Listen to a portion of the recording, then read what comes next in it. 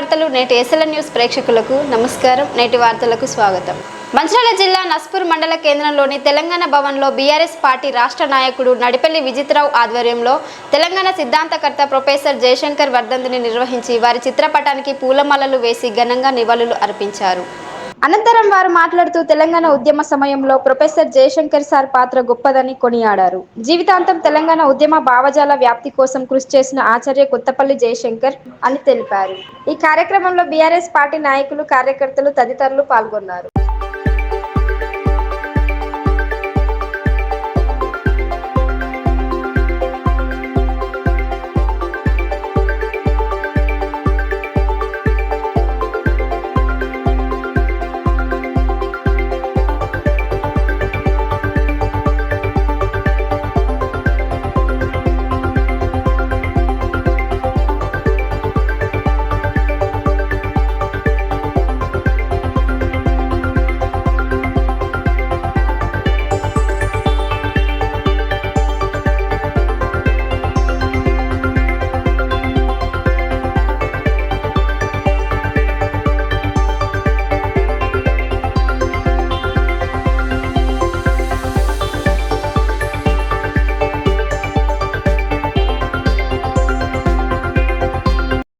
మంచిర్యాల జిల్లా BRS party కార్యాలయంలో professor Jayashankar sir వర్ధంతిని ఘనంగా నివాళులర్పించడం జరిగింది. ప్రొఫెసర్ జయశంకర్ సార్ తెలంగాణ పోరాటంలో అది ప్రతి పోరాటంలో వారు ఉన్నారు.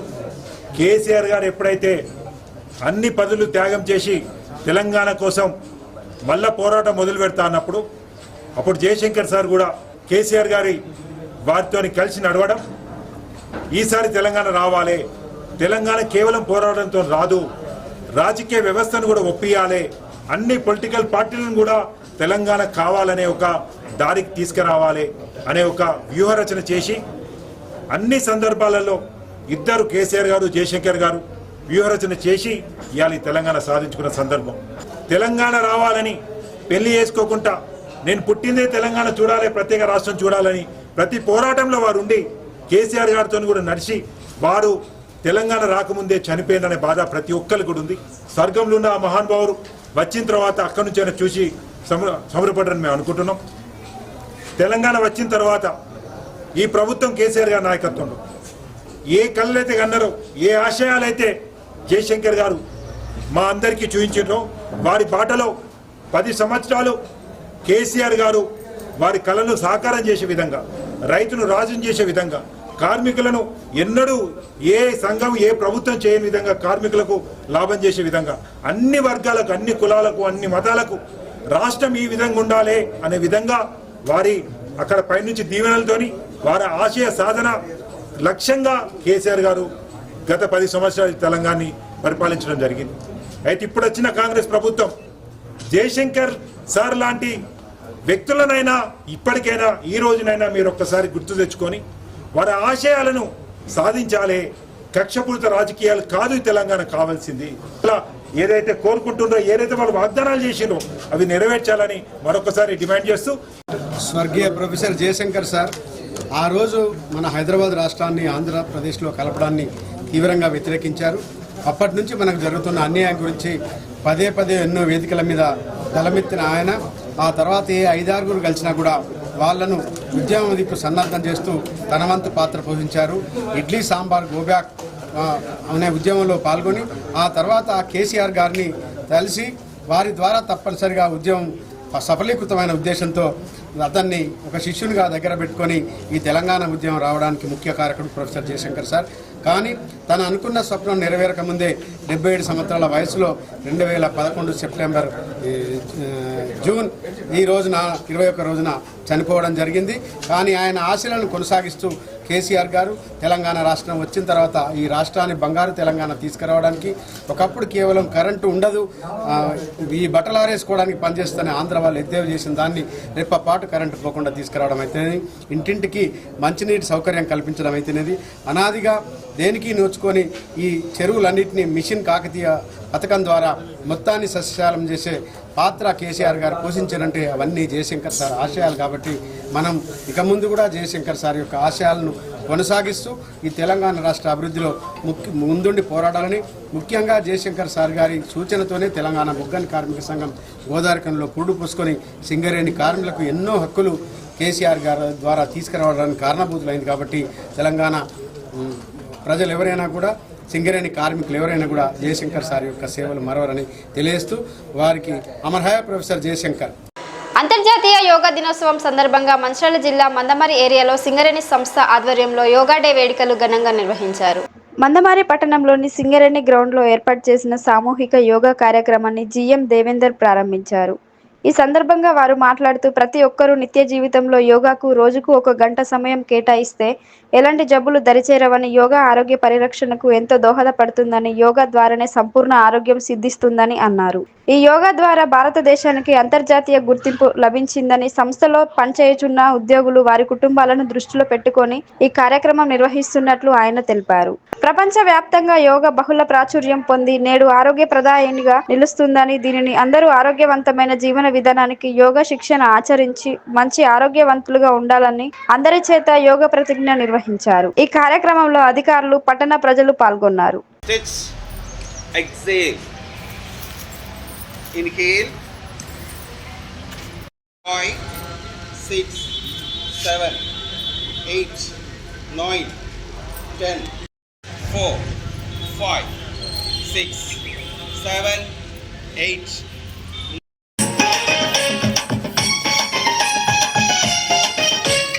ఎకనైనా మారాలన్నా చైతన్య స్ఫూర్తి ఎకనైనా రావాలన్నా, ఎకనైనా మారాలన్నా చైతన్య స్ఫూర్తి ఎకనైనా రావాలన్నా, ప్రతి మనిషి ఒక ఋషిగా మారాలి, యోగంలో సుఖ శాంతులు తేవాలి, ధర్మార్థ కామాలకు అర్థాలే మార్చేస్తే ప్రగతికి ఇక మార్గం.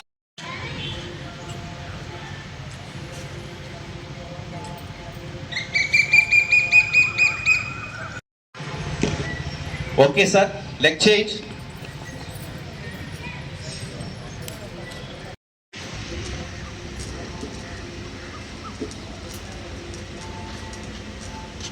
Observation.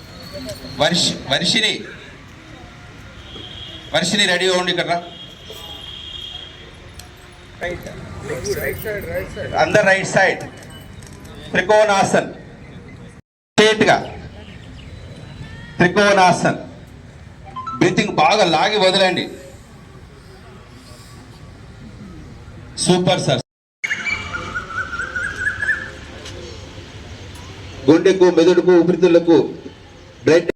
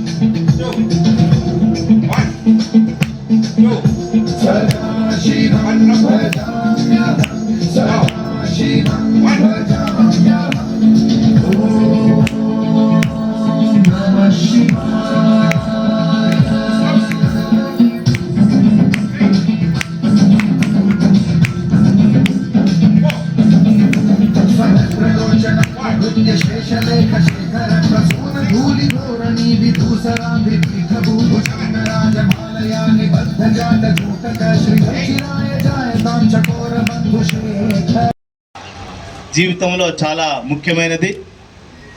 భారతదేశం ప్రపంచానికి ఆధ్యాత్మిక గురువు. మరి గౌరవ ప్రధానమంత్రి గారు జూన్ 21 నాడు అంతర్జాతీయ యోగా దినోత్సవంగా మనము ప్రపంచవ్యాప్తంగా జరుపుకుంటున్నాము. యోగా వలన ఇది దాదాపు 5000 సంవత్సరాలుగా మరి మనము భారతదేశము పాటిస్తుంది. ఈ యోగాని మనము ప్రతిరోజు చేయడం వలన మన ఆరోగ్యాన్ని కాపాడుకోవడమే కాకుండా మనకు జబ్బుల నుండి కూడా మనము దూరంగా ఉండే అవకాశం ఉంది. కాబట్టి దీన్ని ఇంకా విశ్వవ్యాప్తం చేయాల్సిన అవసరం ఉంది. మరి ప్రతి పౌరుడు, ప్రతి విద్యార్థి ఇది యోగా ప్రతిరోజు చేయాల్సిన అవసరం ఉంది. మరి ఏదైతే డ్రగ్స్ అనేది మహమ్మారి ఉందో దాన్ని దూరం కావడానికి మరి యోగా డైలీ మనము 2 అవర్స్ చేస్తే డెఫినెట్గా మనలో నూతన ఉత్తేజం కలుగుతుంది, మనకు ఎటువంటి జబ్బులు రాకుండా కూడా ఉంటుంది. కాబట్టి మనకు పురాణ కాలం నుండి ఈ మెడిసిన్స్ ఇవన్నీ లేనప్పుడు సహజమైన పద్ధతుల ద్వారా మన బాడీని 100% ఫిట్గా ఉంచుకునే ఉత్తమమైన మార్గము. కాబట్టి మరి ఒకసారి సింగరేణి వ్యాప్తంగా గౌరవ chairman and managing director Shri N Balram గారి ఆదేశం ప్రకారము మరి అన్ని ఏరియాలలో ఈరోజు 16 తారీఖు నుండి 21 తారీఖు వరకు యోగా కార్యక్రమాలు నిర్వహించుకుంటున్నాము. చెన్నూరు పట్టణంలోని హై స్కూల్ గ్రౌండ్లో అంతర్జాతీయ యోగా దినోత్సవం సందర్భంగా చెన్నూరు వాకర్స్ సొసైటీ ఆధ్వర్యంలో యోగా కార్యక్రమం నిర్వహించారు. ఈ కార్యక్రమంలో పెద్ద ఎత్తున పాల్గొన్న క్రీడాకారులు, విద్యార్థులు, ప్రజలకు యోగా గురువు పలు ఆసనాలు నేర్పించారు. యోగాతో కలిగే శారీరక, మానసిక ఆరోగ్య ప్రయోజనాల గురించి యోగా గురువు వివరించారు. యోగాతో శారీరక, మానసిక, ఆధ్యాత్మిక ఆరోగ్య ప్రయోజనాలు కలుగుతాయని తెలిపారు. యోగా అంటే కేవలం శారీరక శ్రమ మాత్రమే కాదని, శ్వాస వ్యాయామాలతో కూడుకుని మనుషులలో ఉన్నటువంటి ఒత్తిడిని, ఆందోళనను తగ్గించి వారిని నిరాశ, నిస్పృహాల నుండి బయటకు తీసుకురావడానికి ఉపయోగపడుతుందని ఈ సందర్భంగా యోగా గురువు తెలిపారు. మనము ఇప్పుడు గురువర్యులు చెప్పినట్టు ఇద్దరు కూడా మనకు దీని వివరాలు ఇవ్వడం జరిగింది. కానీ యోగా అనేది మనకు దినచర్యలో రోజుకు ఉండాల్సిన అంశం. కానీ ఖచ్చితంగా ఒక డే అనేది పెట్టుకొని కనీసం దీన్ని అవగాహన లేని వాళ్ళకు మనం చెప్పి చేయించాలి అనేది ఒక ఉద్దేశంతో మన ప్రధానమంత్రి గారు ముందుకు తీసుకురావడం జరిగింది. వేరే ప్రపంచ దేశాల్లో కూడా దీనికి ప్రత్యేకమైనటువంటి గుర్తింపు వచ్చింది. కానీ ఈరోజు మనకు చాలా సంతోషం, ఇంతమంది స్ట్రెంత్ ఈ గ్రౌండ్లో యోగా డే కొరకు రావడం అనేది. ఇదంతా కూడా మన వాకర్స్ అసోసియేషన్ సభ్యులు మరి ఏర్పాట్లు చేసి పిలిచి అందరికీ ఈ దినం యొక్క ప్రాశస్తతను తెలిపి ఈ జరిపి రేపటి నుండి కూడా ఎవరికి వారే, దీనికి ఎవరు ఒకసారి 2 సార్లు గురువులు ఉంటారు, కానీ మన ఆత్మ మనకే గురువు. మనది మాత్రమే మనమే చేసుకోవాలి, అది ఆరోగ్యం కాపాడుకోవాలి. ఇంకా చాలామంది ఇక్కడ ఒక అపోహ ఉంటుంది, వాళ్ళకి చాలా బాగున్నారు, ధనవంతులు, మాకేం లేదు అది అని. ఆరోగ్యంగా ఉండి ఒక 500 రూపాయలు ఈరోజు ఖర్చు పెట్టకుండా మిగిలించుకుంటే ఆరోగ్యరీత్యా అది ఆటోమేటిక్గా మనం సంపాదిస్తున్నట్టే. ఆ రోజు 500 రూపాయలు సంపాదిస్తాం. అటువంటి ఆలోచనతోటి ఉండాలి. కార్యక్రమానికి విచ్చేసినటువంటి వాకర్ అసోసియేషన్ సభ్యులకు, పుర ప్రముఖులకు, విద్యార్థులకు, వ్యాయామ విద్యా ఉపాధ్యాయులకు అందరికీ స్వాగతం, సుస్వాగతం. మీ అందరికీ మరొకసారి అంతర్జాతీయ యోగా దినోత్సవ శుభాకాంక్షలు. యోగా అనగానే మనకు అనేక రకాలుగా రామస్వామి గారు వివరించడం జరిగింది. మొట్టమొదటిసారిగా ప్రపంచ పాశ్చాత్య దేశాల్లో కూడా యోగాను ఇంప్లిమెంట్ చేయాలనే ఉద్దేశంతో 2014వ సంవత్సరంలో సెప్టెంబర్ 17వ తారీఖు నాడు ఐక్యరాజ్య సమితిలో గౌరవనీయులు శ్రీ నరేంద్ర మోడీ గారు ప్రస్తావించినప్పుడు దాన్ని 2015 ఉత్తరార్ధగోళంలో అత్యధికంగా పగటి వేళలు ఉండేటటువంటి సమయంలో జూన్ 21వ తారీఖు నాడు 2015వ సంవత్సరంలో ఢిల్లీలో మొట్టమొదటిసారిగా ఈ యోగా కార్యక్రమాన్ని నిర్వహించడం జరిగింది. తదుపరి చండీగఢ్లో, తదుపరి లక్నోలో, తదుపరి డేర్డూన్లో, జార్ఖండ్ రాజధాని రాంచీలో చివరిగా 2020 వరకు నిర్వహించి కోవిడ్ కాలంలో 3 సంవత్సరాలు సుదీర్ఘంగా ఆపివేసి మళ్ళీ 2004 నుంచి 2024 నుంచి మనకు ఈ యోగా కార్యక్రమాలు యథావిధిగా కొనసాగుతున్నాయి. యోగా అంటేనే మన అందరికీ తెలుసు. యోగా అంటే సంస్కృత పదం నుంచి వచ్చేసినటువంటి యోగికి దేనికి బంధకము, బంధించడము, మన శరీరాన్ని, మనసును బంధించి మనం ఆరోగ్యంగా ఉండడానికి తోడ్పడుతుంది అనేది ముఖ్యంగా చెప్పవలసింది యోగా. కాబట్టి మనం అందరం యోగా చేయండి, అందరూ ఆరోగ్యంగా ఉండండి. ఫిజికల్గా, మెంటల్గా, స్పిరిచువల్గా మన అందరం కూడా ఆరోగ్యంగా ఉంటూ మనం అందరికీ కూడా ఆరోగ్యాన్ని పంచాలని, మనం ఆరోగ్య తెలంగాణను, ఆరోగ్య భారతదేశాన్ని ప్రపంచ పాశ్చాత్య దేశాలకు ఈరోజు సుమారుగా ముఖ్యమైనటువంటి ఉద్దేశం ఏంటంటే ఈ సంవత్సరంలో 1 ఎర్త్ 1 హెల్త్ అనేటువంటి క్యాప్షన్ తోటి ఈరోజు మనం ప్రపంచ పాశ్చాత్య దేశాలన్నిటి కూడా సుమారుగా 2015లోనే గిన్నీస్ బుక్ రికార్డు సృష్టించడం జరిగింది. ఈసారి 1 కోటి మందితోటి ప్రపంచ దేశాల్లో ఒకేసారి యోగా చేయాలనే ఉద్దేశంతో గౌరవనీయులు నరేంద్ర మోడీ గారు ఇచ్చినటువంటి పిలుపు మేరకు మనం అందరం కూడా ఇక్కడ సమావేశం కావడం జరిగింది. ఈ సమావేశానికి విచ్చేసినటువంటి వాళ్ళందరూ కూడా అష్ట ఐశ్వర్య ఆరోగ్యంతో మీరందరూ కూడా వర్ధిల్లాలని కోరుకుంటూ ఈ అవకాశం ఇచ్చినటువంటి వాకర్ అసోసియేషన్ అధ్యక్ష ప్రధాన కార్యదర్శులకు మరియు మా గురువు గారికి, మా మిత్ర బృందాలందరికీ ప్రత్యేకంగా ధన్యవాదాలు తెలియజేసుకుంటూ ఉంటుంది. అష్టాంగ యోగంలో యమ, నియమ, ఆసన, ప్రాణాయామ, ప్రత్యాహార, ధారణ, ధ్యాన, సమాధి 8 విభాగాలు ఉంటాయి. ఒక్కొక్కదాన్ని పూర్తి చేసుకుంటూ వస్తే ఒక కంప్లీట్ మానవుడుగా ఆల్రౌండ్ డెవలప్మెంట్ వచ్చిన ఒక హ్యూమన్ బీయింగ్ గా మనం ఈ సమాజంలో ఉండొచ్చు. ఎప్పుడైతే ఒక మనిషిలాగా జీవిస్తాడో ఈ సమాజం సుఖ శాంతులతోటి సుభిక్షంగా వర్ధిల్లుతుంది. మరి దానికోసమే ఈ యోగా అనేది చిత్త వృత్తి నిరోధ, మన శరీరాన్ని మనసును ఏకత్రాటి పైన ఉంచడానికి పనికొస్తుంది. ఒక చిన్న పిల్లవాడు ఎప్పుడు యోగా స్థితిలో ఉంటాడు. మనం చూసినట్టయితే కార్యక్రమం చెన్నూరు వాకర్ సొసైటీ వెల్ఫేర్ ఆధ్వర్యంలో జరుగుతుంది. మరి దీనికి మనకు కొన్ని రోజుల నుంచి శిక్షణ ఇస్తే మనలా ఈ విధంగా ముందుకు నడుపుతున్న ఆయుష్ విభాగం గురూజీలు ముర్ల మధుకర్ గారు, గాది రజిత గారు, మీరందరూ కూడా కృతజ్ఞతలు తెలియజేసుకుంటూ ఈ కార్యక్రమాన్ని ఇంతవరకు ఆర్గనైజ్ చేసిన మా గురువు గారు రామేశ్వరికి కృతజ్ఞతలు తెలియజేసుకుంటూ ముఖ్య అతిథి ఎంపీ. నేటి SLN న్యూస్ ఇంతటితో సమాప్తం. తిరిగి ప్రసారం అయ్యే SLN న్యూస్లో మళ్ళీ కలుద్దాం. అంతవరకు సెలవు. నమస్కారం.